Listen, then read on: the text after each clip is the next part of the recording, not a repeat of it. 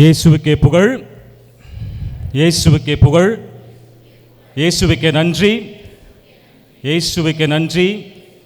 மரியே வாழ்க, மரியே வாழ்க. இயேசுவில் பிரியமானவர்களே, உயிர்ப்பு பெருவிழாவுக்கு மறையுரை கொடுப்பது என்பது ரொம்ப சவாலான ஒரு காரியம். எனக்கு மட்டும் இல்லை, உங்களுக்கும் இது சவாலான காரியம். ஏனென்றால் 11 மணியிலிருந்து இப்போ 12 ஆகுது. இவ்வளவு நேரமும் நிறைய வாசகங்கள், நிறைய பாடல்களை நாம் கேட்டோம். அதோடு மட்டுமல்லாமல் நாளைக்கு என்ன பண்ணலாம், என்ன கறி வாங்கலாம், என்ன சமைக்கலாம் அப்படின்ற ஒரு பக்கம் ஒரு சிந்தனை இருக்கலாம். இந்த கூட்டத்துக்கு மத்தியில் நான் உங்களை தூங்க விடாமல் ஒரு சில கருத்துக்களை பேசுவது என்பது ஒரு சவாலான காரியம்தான். இருந்தாலும் பெரம்பூர் மக்கள் அன்பானவர்கள், எதை சொன்னாலும் கேட்டுக்கொள்வார்கள், எவ்வளவு அடித்தாலும் தாங்குவார்கள். அதனால் ஒரு சில கருத்துக்கள் மட்டும் இந்த உயிர்ப்பு பெருவிழாவை பற்றி உங்களோடு பகிர்ந்து கொள்ள நான் ஆசைப்படுகின்றேன்.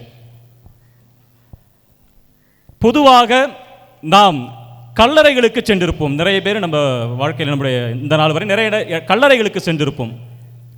கல்லறைகளை பார்க்கும்போது நமது எண்ணத்தில் வருகின்ற முதல் சிந்தனை என்னவென்றால், கண்டிப்பாக எதிர்மறையான எண்ணமாகத்தான் இருக்கும். கல்லறையை பார்த்தால் எதிர்மறையான எண்ணங்கள் தான் வரும். என்ன எதிர்மறையான எண்ணங்கள்?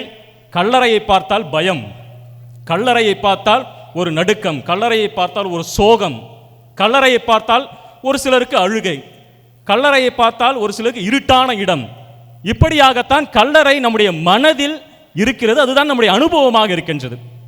ஆனால் இந்த இயேசுவின் உயிர்ப்பு என்பது இதை முற்றிலுமாக மாற்றுகின்ற ஒரு நிகழ்வாக இருக்கிறது.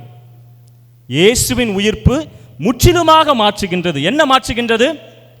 மார்க்கு நற்செய்தி 16வது அதிகாரம் 1, 2, 3 இந்த வசனங்களில் பார்த்தோம்னா, மகதலா மரியா கல்லறை நோக்கி செல்லுகின்றார்.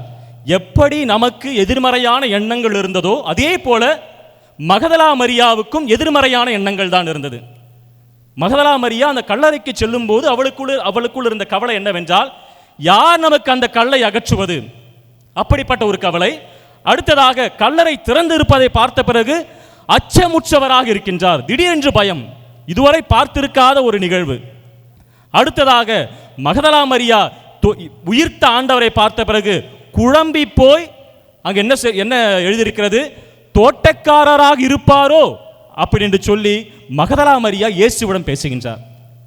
இப்படியாகத்தான் அங்கு நடந்த ஒரு நிகழ்வாக இருக்கிறது. எதிர்மறையான எண்ணங்கள் தான் இருக்கிறது. ஆனால் இயேசு கிறிஸ்து அந்த எண்ணங்களை மாற்றுகின்றார்.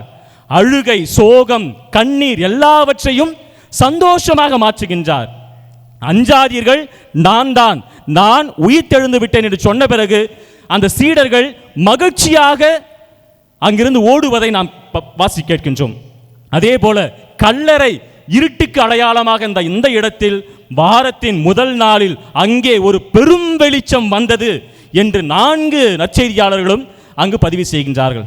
ஆக இயேசு கிறிஸ்துவினுடைய உயிர்ப்பு என்பது வரலாற்றை புரட்டி போட்டு 2000 ஆண்டுகள் கடந்தாலும் இன்று வரை நாம் குறிப்பிட்டு சொல்லும் விதமாக நம்முடைய கிறிஸ்தவ மதம் மிக ஆழமாக விசுவசித்து நம்புகின்ற ஒரு நிகழ்வாக இன்றளவும் திகழ்ந்து கொண்டிருக்கிறது. இயேசு கிறிஸ்துவினுடைய உயிர்ப்பு அந்த ஒரு பதிவை உறுதி செய்கிறது என்றால் அது மிகையாகாது. ஆக இந்த ஒரு விழா, இந்த ஒரு உயிர்ப்பு விழா ஏன் நமக்கு ரொம்ப ரொம்ப முக்கியமானது, ஏன் கிறிஸ்தவர்களாகி எனக்கும் சரி உங்களுக்கும் சரி ஏன் ரொம்ப ரொம்ப முக்கியமான ஒரு கருத்தாக இருக்கிறது என்று பார்க்கும் பொழுது உங்களிடம் ஒரு சில கருத்துக்களை பகிர்ந்து கொள்கின்றேன். ஏன் உயிர்ப்பு நமக்கு முக்கியம், கிறிஸ்தவர்களாகிய திருமுழுக்கு பெற்ற ஒவ்வொருவருக்கும் ஏன் இது முக்கியமாக இருக்கிறது என்று பார்க்கும் பொழுது முதல் காரணம், இந்த கல்லறையில்தான் நம்முடைய கிறிஸ்தவம் வேர் பிடித்தது. இந்த கல்லறையில்தான் கிறிஸ்தவம் வேர் பிடித்தது. எந்த மதத்திலும் அவருடைய எந்த ஒரு மதமும் அவருடைய இறப்பினிலோ அல்லது உயிர்ப்பினிலோ உருவாகவில்லை.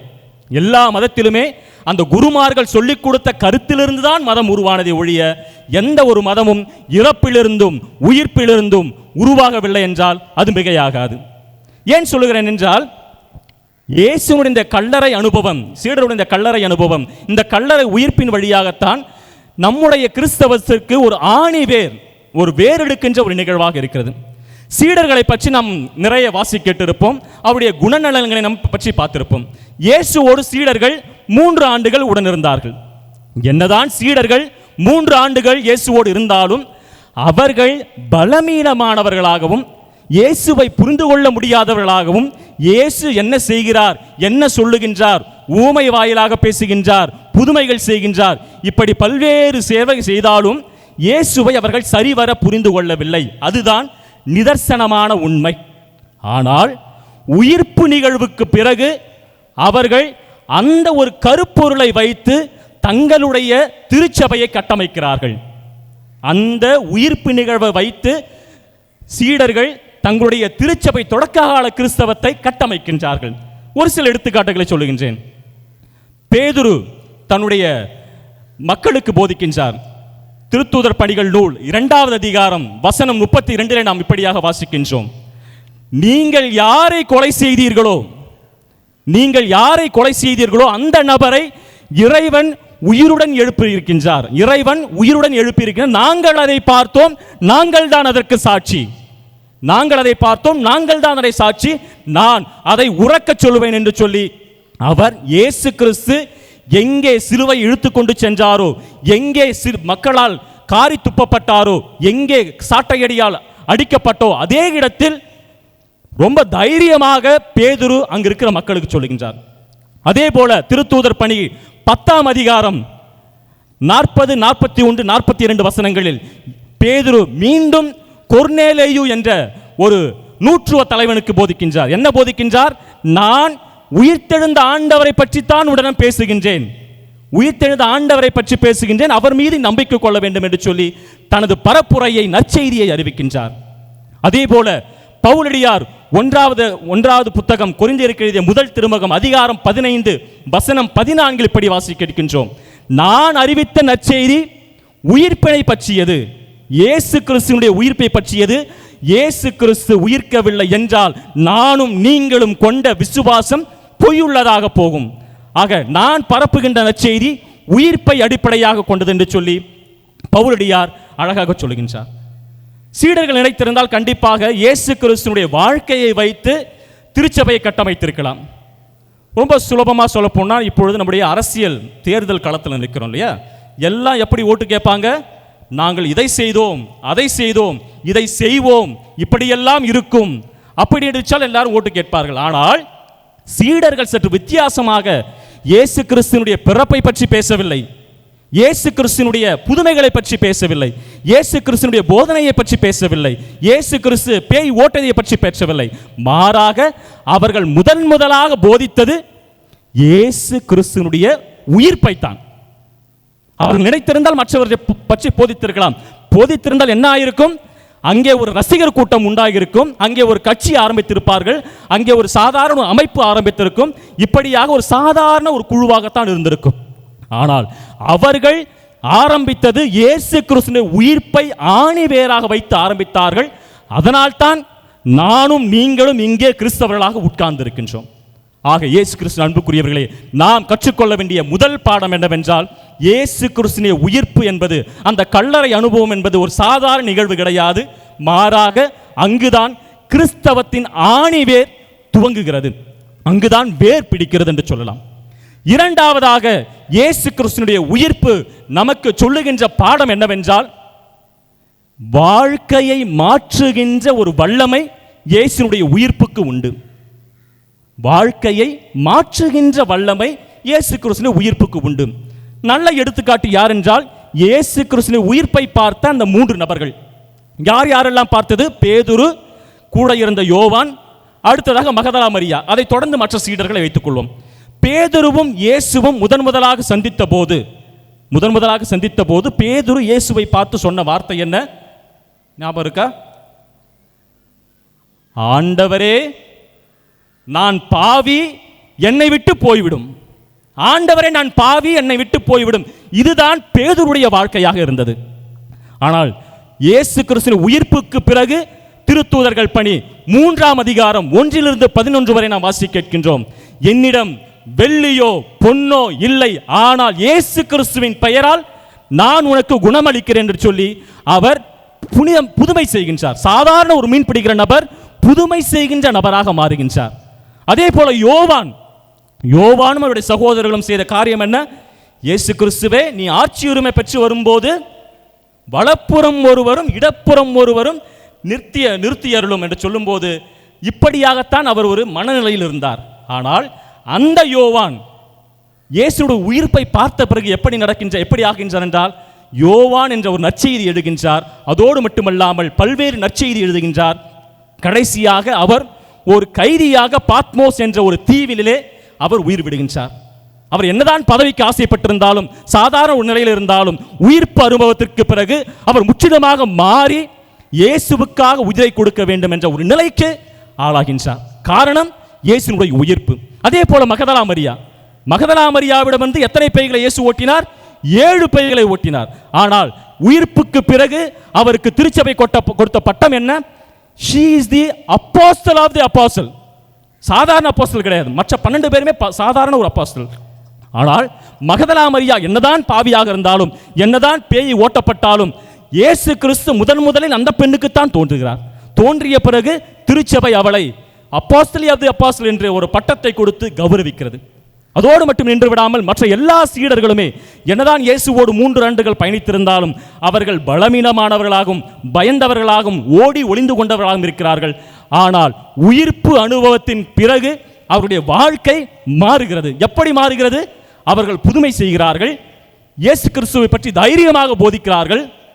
இயேசு கிறிஸ்துவுக்காக சிறைவாசம் போகிறார்கள். இயேசு கிறிஸ்துவுக்காக உயிரையே கொடுக்க வேண்டும் என்ற ஒரு எண்ணத்தில் அவர்கள் வாழ்கிறார்கள். காரணம் இயேசு கிறிஸ்துவினுடைய உயிர்ப்பு.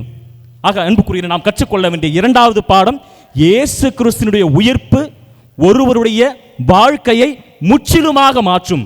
பாவியாக இருந்தாலும், நல்லவனாக இருந்தாலும், கெட்டவனாக இருந்தாலும், சாதாரண மனிதனாக இருந்தாலும், நாம் இயேசுவிடம் முழுமையாக ஒப்படைக்கும் போது நம்மை அந்த உயிர்ப்பு அனுபவம் முற்றிலுமாக மாற்றி இறைவனுக்கான மக்களாக வாழ அது வழிவகுக்கும். 3வது முக்கியமான காரியம் என்னவென்றால், இயேசு கிறிஸ்துவினுடைய உயிர்ப்பு நமக்கு உயிர்ப்பையும் நமக்கு நிலைவாழ்வையும் தருகிறது. கொஞ்சம் ஆழமாக யோசித்து பார்த்தோம். இந்த 2 வரிகளும் நாம எங்க வாசிக்கிறோம்?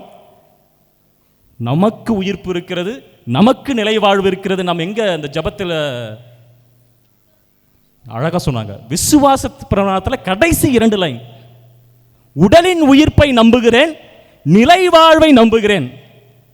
அதுதான் உயிர்ப்பு, அதுதான் இயேசுவினுடைய உயிர்ப்பு. இயேசு கிறிஸ்து தான் மட்டும் உயர்த்ததோடு மட்டுமல்லாமல் அந்த உயிர்ப்பை யாரெல்லாம் அவர் மீது விசுவாசம் கொண்டிருக்கிறார்களோ, யாரெல்லாம் அவரை நம்புகிறார்களோ அவர்களுக்கும் அதை நிலைநிறுத்துகிறார். யோவான் நற்செய்தி 11வது அதிகாரம் 21, 22, 23, 24 அந்த வசனங்கள் நாம் பார்க்கின்றோம். லாசரை உயிர்ப்பித்த நிகழ்வு. லாசரை உயிர்ப்பிக்கும் போது மகதலா மரியா தனது ஆதங்கத்தை வெளிப்படுத்துகின்றார். இயேசுவே, நீர் என்னோடு இருந்திருந்தால் என்னுடைய சகோதரன் இறந்திருக்க மாட்டான் என்று சொல்லும் போது இயேசு சொல்லுகின்றார், எல்லாரும் உயிர்த்தெழும்போது உன்னுடைய சகோதரனும் உயிர்த்தெழுவான். இதை நம்புகிறாயா அப்படின்னு கேட்கும்போது மகதலா மரியா சொல்லுகின்றார், அனைவரும் உயிர்க்கும் போது என் சகோதரனும் உயிர்ப்பெழுவான் என்று நான் நம்புகிறேன். அப்படி சொல்லும்போது இயேசு சொல்லுகின்றார், என்னில் விசுவாசம் கொண்டவன் இறப்பினும் வாழ்வான். என்னில் விசுவாசம் கொண்டவன் இறப்பினும் வாழ்வான் என்று சொல்லி அங்கு நமக்கு உயிர்ப்பு உண்டு, நமக்கு நிலைவாழ்வு உண்டு, இறந்த பிறகு நமக்கு இறைவனோடு வாழ்வு உண்டு என்ற ஒரு புதிய அத்தியாயத்தை இயேசு நிர்ணயம் செய்கின்றார். அன்புக்குரியவர்களே, இந்த ஒரு உயிர்ப்பு விழா என்பது இந்த 3 காரியங்களை உள்ளடக்கியது. முதலாவது, எல்லாம் தூங்கிட்டீங்களா? முதலாவது, இந்த கல்லறை அனுபவத்தில் தான் கிறிஸ்தவம் உருவானது. திருச்சபை, திரு அவை, அப்போஸ்தலிக்க திரு அவை, கத்தோலிக்க திரு அவை இங்குதான் உருவானது, வேறு எங்கேயுமே உருவாகவில்லை. 2வது, சீடர்களுடைய வாழ்க்கையை இந்த உயிர்ப்பு மாற்றியது, முற்றிலுமாக மாற்றியது. 3வது, அந்த உயிர்ப்பு இயேசுவோடு மட்டும் இல்லை, நமக்கும் உண்டு, நமக்கும் எதிர்காலத்தில் வரும் என்பதை தெள்ளத் தெளிவாக இந்த ஒரு உயிர்ப்பு நமக்கு சொல்லிக் கொடுக்கிறது. அன்புக்குரியவர்களே, நாம் ஒரு சாதாரண கிறிஸ்தவர்களாக வாழ்ந்து விடாமல் நாம் எப்பொழுதுமே உயிர்ப்பின் கிறிஸ்தவர்களாக மாற வேண்டும். உயிர்ப்பின் கிறிஸ்தவர்களாக, உயிர்ப்பினுடைய நண்பர்களாக மாற வேண்டும். மறைந்த திருத்தந்தை போப் ஜான் பால் II 2வது அருள் சின்னப்பர் அவருடைய ஒரு உரையில் சொல்லுவார், we are the people of the Easter. நாம் ஈஸ்டர் மக்கள் சோகமான மக்கள் கிடையாது, அழுகின்ற மக்கள் கிடையாது, துன்பங்களை கண்டு கலங்கிற மக்கள் கிடையாது. மாறாக நாம் உயிர்ப்பின் மக்களாக இருக்க வேண்டும். ஒருபோதும் கண்ணீரோ கவலையோ துன்பமோ துக்கமோ எதுவுமே நம்மை அண்டக்கூடாது. காரணம், எல்லாவற்றையுமே இயேசு தாங்கிக் கொண்டார். எல்லாவற்றையும் அவர் சிலுவையில் அறைந்து விட்டார். எல்லாவற்றையுமே அவர் பார்த்துக் கொள்வார். எல்லா நோய்களையும் நீக்குவார் என்று சொல்லி அழகாக திருத்தந்தை நம்ம சொல்லுகின்றார். ஆக நாம் இந்த 3 நிலைகளை உணரும் போது கண்டிப்பாக எப்படி சீடர்களுக்கு நல்ல ஒரு அனுபவம் கிடைத்ததோ அதே போல நமக்கும் கிடைக்கும் என்பதில் எந்த சந்தேகம் கிடையாது. அன்புக்குரிய இந்த திருப்பலி வழியாக நாம் அந்த 3 நிலைகளை நினைத்து பார்த்து நமக்கும் இயேசுவினுடைய உயிர்ப்பு அனுபவம் வேண்டும் என்றால் நம்மை முழுமனதார இயேசுவிடம் சமர்ப்பித்து ஜெபிக்கும் போது நாமும் சீடர்களைப் போல வாழ்க்கை மாறுகின்ற நபராக மாறலாம். அதோடு மட்டுமல்லாமல் புதுமைகள் செய்கின்ற நபராக மாறலாம். அதோடு மட்டுமல்லாமல் நிலைவாழ்வை உரித்தாக்கிக் கொள்ளுகின்ற உரிமையாக்கிக் கொள்ளுகின்ற மக்களாக மாறுவோம் என்பதில் எந்த சந்தேகம் கிடையாது. ஆக இந்த திருப்பலி வழியாக இந்த 3 விஷயங்களை மனதில் இருத்தி நாம் தியானித்து நாம் உயிர்ப்பின் மக்களாக மாறுவோம். கண்டிப்பாக இறையாசி நம்மோடு இருந்து நம்மை வெகுவாக நிலையான ஒரு வாழ்வுக்கு அழைத்துச் செல்லும் என்ற ஒரு வரத்திற்காக தொடர்ந்து இந்த திருப்பலியில் மன்றாடுவோம். அனைவரும் எழுந்து நிற்போம்.